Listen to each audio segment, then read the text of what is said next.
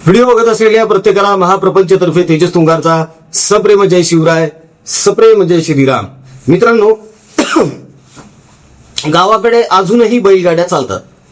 शहरामधलं ते प्रमाण आता नाहीसच झालंय असं म्हणूया आपण, पण गावामध्ये अजूनही बैलगाड्या आहेत बरं का.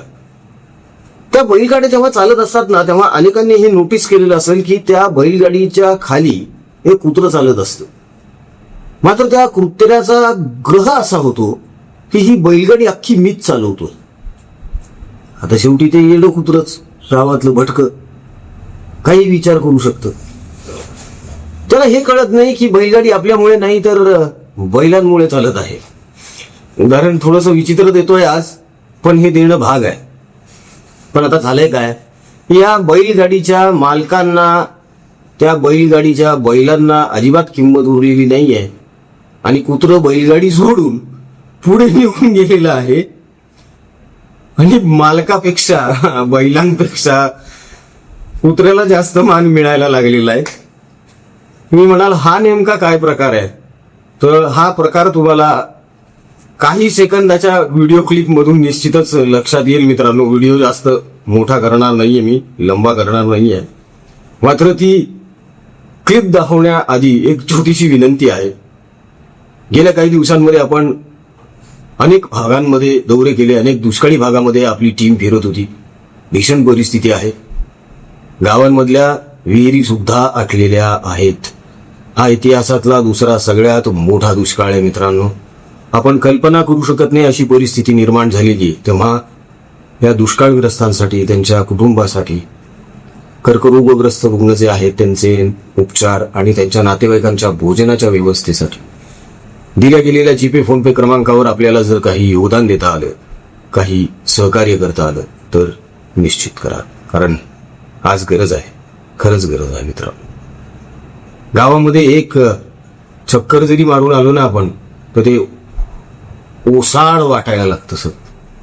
याचसाठी गेल्या काही व्हिडिओज मधून आम्ही प्रत्येक वेळी आवाहन करत आलो आहोत की आपण वृक्षारोपण करतोय रे. ते याचसाठी की अशी परिस्थिती परत परत येऊ नये. त्या वृक्षारोपणासाठी सुद्धा सहकार्य गरजेचं आहे. असो, अपेक्षा आहे प्रभू श्री रामाचं नाव घेऊन आपण या दुष्काळग्रस्तांसाठी, वृक्षारोपणासाठी आणि आपल्या या रुग्णांसाठी निश्चितच पुढे याल आणि योगदान द्याल.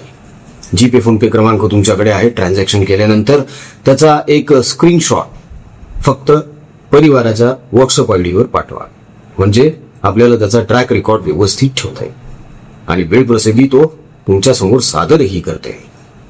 आता बघूया, मालकाला मागं टाकून, गाडीला मागं टाकून कुत्रं कसं पुढे निघून गेलं आणि कुत्रंच कसं भाव खायला लागले. लाईव्ह चालू कर रे, लाईव्ह चालू कर.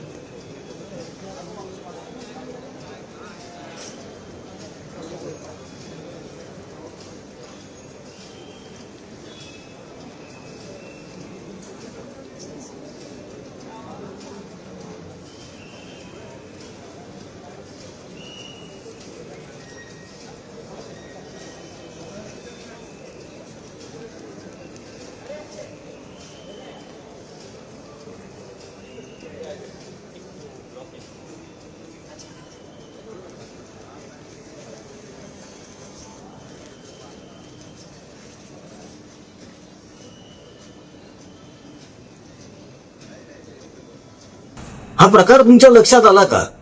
सुप्रिया सुळे यांच्या मुलीचा विवाह सोहळा झाला नुकताच. त्यानिमित्तानं विविध कार्यक्रम झाले आणि ठाकरे कुटुंब सहपरिवार तिथे उपस्थित झाले होते. तर त्यांच्या स्वागतासाठी व्याही, सुप्रिया सुळेंचे व्याही ते आले. त्यानंतर सुळेबाई स्वतः होत्या. पण ह्यामध्ये एक गोष्ट लक्षात आली का तुमच्या कोणाच्या? पुढे पुढे फक्त संजय राऊत होते. सगळेजण सगळ्यात आधी संजय राऊतला भेटत होते, त्याच्याशी बोलत होते आणि उद्धव ठाकरे नुसते असे हात धरून उभे होते. भाव पण दिला नाही कोणी उद्धव ठाकरे यांना. मात्र संजय राऊत सगळ्यांशी हस्तांदोलन करतायत, सगळेजण संजय राऊतांशी हस्तांदोलन करतायत. उद्धव ठाकरेंना कोणी विचार नसं झालंय. अशी अवस्था झालेली आहे उभाठा गटाची किंवा उद्धव ठाकरेंची. आणि कदाचित याचसाठी केला होता अट्टाहास संजय राऊत यांनी. हेच यातून चित्र समोर येतं मित्रांनो. आधीपासून अनेकांना शंका हीच होती की उबाटा गट नेमकं कोण चालवतंय. तर आज या प्रश्नाचं ढळढळीत उत्तर मिळालेलं आहे की उबाटा गट रश्मी ठाकरे किंवा उद्धव ठाकरे अजिबात चालवत नाहीये, तर उबाटा गट हा संजय राऊतच चालवत आहे. बघून घेतलं ना आपण चित्र काय आहे ते. अक्षरशः हतबल आणि आगतिकपणे उद्धव ठाकरे तिथे वावरत होते, मात्र संजय राऊत अगदी उत्साहात होते, प्रफुल्लित होते, जणू काही तेच वरपिता आहेत. या थाटात, या आविर्भावामध्ये संजय राऊत तिथे वावरताना आपल्याला दिसले. आतापर्यंत अनेक जण म्हणायचे की जे उद्धव ठाकरे यांना बोलता येत नाही ते संजय राऊत यांच्याकडून ते वदवून घेतात, म्हणजे त्यांना बोलायला भाग पाडतात. मात्र आता परिस्थिती वेगळी वाटायला लागलेली आहे. कदाचित उद्धव ठाकरे हेच जे बोलतात ती संजय राऊतांचीच स्क्रिप्ट आहे. या अगोदर देवेंद्र फडणवीस यांनी सुद्धा उद्धव ठाकरे यांना सल्ला दिला होता की तुमचा स्क्रिप्ट रायटर चेंज करावं. किती दिवस तेच तेच रडगाणं गाणार आहात. माझा बाप चोरला, माझा पक्ष चोरला, माझं चिन्ह चोरलं. आता हे 6 खासदार पण गेले. या 6 खासदारांवर सुद्धा आता यांनी गद्दारीचा शिक्का मारायला सुरुवात केलेली आहे. यांना सुद्धा खोकेबाज म्हणायला सुरुवात केलेली आहे. अहो, तुम्ही कोणाकोणाला खोकेबाज म्हणणार आहात? तुम्ही कोणाकोणाला गद्दार म्हणणार आहात? गद्दारी मतांशी कोणी केलेली आहे जनतेच्या? याचा थोडा तर अभ्यास करा, थोडं तर परीक्षण करा. आणि हा जो व्हिडिओ आहे यातून तर बरंच काही शिकण्यासारखं आहे, बरंच काही अनुभवण्यासारखं, की उद्धव ठाकरे स्वतः हे उबाठा गटाचे मुख्य असताना, कार्याध्यक्ष असताना व्हॅल्यू कोणाला आहे? हाकलून दिले ना संपादकाला.